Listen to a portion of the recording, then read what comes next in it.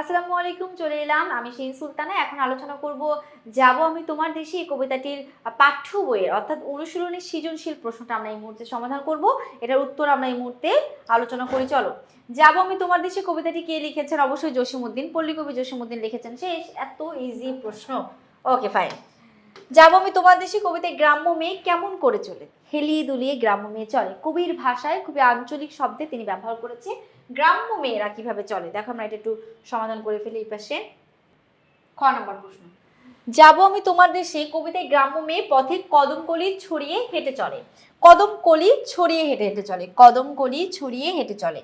কবি পল্লীগ্রামে যেতে চেয়েছেন। যাব আমি তোমার দেশে কবিতায় কবি আদরের পল্লী দুলালের দেশ এবং পল্লীগ্রামের সুন্দর চিত্র এঁকেছেন। কবিকে ঘিরে রেখেছে পল্লীগ্রামের প্রকৃতি, তার পায়ের কাছে দিঘারা মাঠ এবং বনের শীর্ষে আকাশ।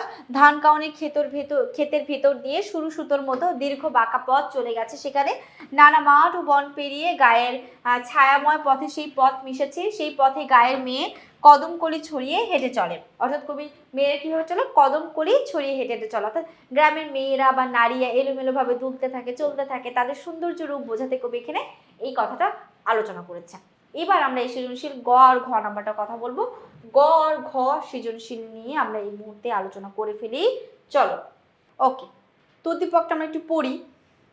শহরে দুই বন্ধু শফিক ও আশিক পরিকল্পনা করে এবার গ্রীষ্মের ছুটিতে তাদের গ্রামের বন্ধু শাহেদের বাড়িতে যাবে। তারা কখনো গ্রাম দেখেনি। শাহেদ ও শফিক, আচ্ছা, শহরে দুই বন্ধু শফিক ও আশিক তারা পরিকল্পনা করেছে কার বাড়িতে যাবে? শাহিদের বাড়িতে যাবে, গ্রাম। বইয়ের পাতায় আর টেলিভিশনে দেখেছে বহুবার, ভালো লেগেছে, কিন্তু সশরীরে যাওয়া হয়নি কখনো। তাই এই সুযোগে তারা কিছুতেই হাতছাড়া করবে না। তাদের ভালো লাগা আরো শতগুণ বেড়ে গেছে। শাহিদ যখন নিজ গ্রামের বন বনানী, ফুল পাখি, দিঘি, শাপলা, মেঠো পথ, ছেলে মেয়েদের দুরন্তপনা মানে চঞ্চলতাপনা ইত্যাদি নয়নাভিরাম বর্ণনা তাদের শুনিয়েছে, এই কারণে সে যাবে। এবার আমরা আলোচনা করি হচ্ছে শফিক ও আশিক নিয়ে। আমরা গ ঘ পড়বো। গ নম্বর প্রশ্নটাকে দেখি। উদ্দীপকের শহুরে দুই বন্ধুর গ্রাম দেখার যে ব্যাকুলতা প্রকাশ পেয়েছে, তোমার পাঠ্য প্রস্তুতের কোন কবিতায় এমন অভিব্যক্তি প্রকাশ পেয়েছে ব্যাখ্যা করো। অবশ্যই যাব আমি তোমার দেশি কবিতায় প্রকাশ পেয়েছে এবং এই ব্যাকুলতাটা আমরা একটু আলোচনা করি। কবি জসিমউদ্দিন পল্লী দুলালের গ্রামে যেতে চান। কেন? কারণ তার যান্ত্রিকতা জীবন আর ভালো লাগছে না। সেজন্য সে কি করেছে? সেজন্য সে পল্লী গ্রামে ফিরে যেতে চেয়েছেন, পল্লী গ্রামে সে যাবেন।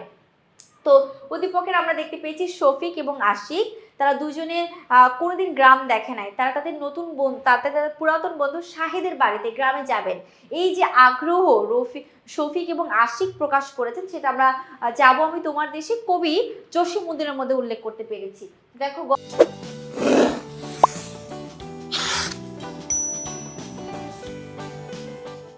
নাম্বারটা উল্লেখ করতে না লক্ষ্য করেছি।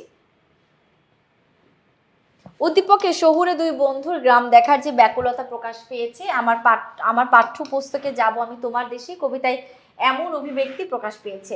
মানুষের কাছে গ্রাম খুবই প্রিয়। গ্রাম চিরদিনই শহুরে মানুষকে হাতছানি দিয়ে ডাকে, মানুষের মনে শান্তি নিয়ে আসে। গ্রামের অনাবিল নির্মল স্বচ্ছ একটি প্রকৃতি ও পরিবেশ। শহুরে মানুষ তাই গ্রামে যাওয়ার জন্য আকুল হয়ে থাকে। উদ্দীপকে দেখা যায় শহরে দুই বন্ধু শফিক ও আশিক তাদের গ্রামের বন্ধু শাহেদের বাড়িতে যাওয়ার পরিকল্পনা করে গ্রীষ্মের ছুটিতে গ্রামের দৃশ্য তারা টিভিতে দেখেছে, বইয়ের পাতায় পড়েছে,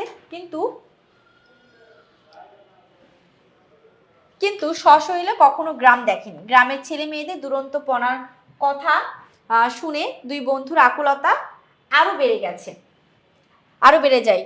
যাব আমি তোমার দেশে কবিতার মধ্যে দুই বন্ধুর গ্রামে যাওয়ার যে ব্যাকুলতা ধরা পড়ে, সেই কবি জসিমউদ্দিন তার চিন্তার মধ্যে কিন্তু এই ব্যাকুলতা পুরোপুরিভাবে মানে আমরা লক্ষ্য করতে পেরেছি। জসিমউদ্দিন যান্ত্রিক জীবন ছেড়ে সে কিন্তু গ্রামে যেতে চেয়েছেন, গ্রামে যেতে চেয়েছেন, যেটা আমরা শফিক এবং আশিকের মধ্যে দেখতে পেয়েছি। তাই বলা যায় যে উদ্দীপকের এই সম্পূর্ণ অংশটা আমাদের যাব আমি তোমার দেশে কবিতার সঙ্গে মিল আছে। ঘ নাম্বার প্রশ্নটা এখন আমরা আলোচনা করব। ঘ নাম্বার প্রশ্নটার জন্য আমাদের প্রশ্নটা একটু পড়তে হবে। উদ্দীপকের শাহিদ তার গ্রামের যে নয়নাভিরাম বর্ণনা করেছেন, যাব আমি তোমার দেশে কবিতার আলোকে তার বর্ণনা করো। আমরা দেখতে পাই শাহিদ তার গ্রামে দুজন বন্ধু বেড়াতে আসে, শফিক এবং আশিক। তো শাহিদ যেভাবে তার বন্ধু বান্ধবকে আপ্যায়ন করেছে এবং ঘুরে ঘুরে দেখিয়েছে, তার সঙ্গে কিন্তু আমাদের পল্লী দুলালের অনেক মিল আছে। পল্লী দুলালের গ্রামে কবি গিয়েছেন, কবির আন্তরিকতা, পল্লী দুলালের মধ্যে যে বন্ধুত্বপূর্ণ সম্পর্ক, সেটাও কিন্তু আমরা খুব গভীরভাবে স্পষ্ট করে লক্ষ্য করেছি। যদি আমরা এখন ঘ নাম্বার প্রশ্নটা এখন পড়বো, দেখো ঘ নাম্বার প্রশ্নটা আমাদের কি বলেছে। উদ্দীপকের শাহিদ তার গ্রামে যে নয়নাভিরাম বর্ণনা করেছেন, যাব আমি তোমার দেশে, কবিতার কবিও তেমনই এক পল্লী বা গ্রামের বর্ণনা করেছেন। জীবন ও জীবিকার তাগিদে মানুষ শহরে বাস করলেও গ্রামের প্রাকৃতিক পরিবেশ সবসময় টানে, সবসময় মানুষকে টানে, কারণ মানুষ প্রকৃতি পূজারী এবং গ্রামের সবুজ শান্ত পরিবেশে সবসময় মুগ্ধ হয়েছে। এরপর দেখো, যাব আমি তোমার দেশে কবিতার কবি আদরের পল্লী দুলালের দেশে অর্থাৎ পল্লীগ্রামে যেতে চেয়েছেন। প্রকৃতি যাকে ঘিরে রেখেছে সেই পল্লীগ্রাম কবিকে সবসময় আকর্ষণ করে। সেখানে বেতকে আর বনে ডাহুক ডাকে, ধান কাউনের ক্ষেতের ভেতর দিয়ে সরু সুতোর মতো দীর্ঘ বাঁকা পথ চলে গেছে। সেই গ্রামে গিয়ে কবি দস্যি ছেলেদের সাথে খেলা করবেন, রক্তকোমল তুলে আনবেন, দিঘির স্বচ্ছ জলে সাঁতার কেটে অজানা ফুলের রূপ ও ঘ্রাণে মুগ্ধ হবেন। শাহিদও তেমনি একটি গ্রামের বর্ণনা করেছেন উদ্দীপকে। এবার আমরা আলোচনা করব, উদ্দীপকের শাহিদ তার গ্রামে নয়নাভিরাম এক বর্ণনা দিয়েছেন। তার গ্রামের ফুল, পাখি, দিঘি, শাপলা, মেঠো পথ, বনবনানী, দস্যি ছেলেদের দস্যিপনা ইত্যাদি বর্ণনা শুনে তার শহরে দুই বন্ধু গ্রামে আসার জন্য ব্যাকুল হয়ে ওঠে। এমনই নয়নাভিরাম গ্রামের বর্ণনা পাওয়া যায় যাব আমি তোমার দেশে কবিতায়। আমরা কিন্তু অনুশীলনী এই সৃজনশীল প্রশ্নটা খুব দুরন্তভাবে শেষ করলাম। ক্লাসটা এখনই শেষ করব। আল্লাহ হাফিজ, আসসালামু আলাইকুম।